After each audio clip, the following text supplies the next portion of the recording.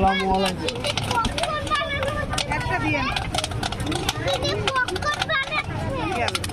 মা দেখো সুন্দরভাবে বের হচ্ছে, এই যে দেখো এটাকে মাল ভাজলে আনসার একটু দিলাম। ও চোখে চোখে পড়বে, দেখো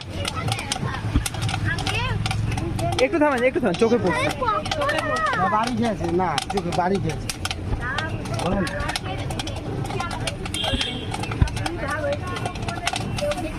দিতে হবে। দেখো বের হয়ে যাচ্ছে মা। হ্যাঁ খোলা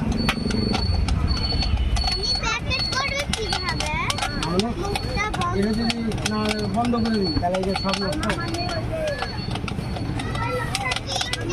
800 টাকার মাল কিনে রেখেছি।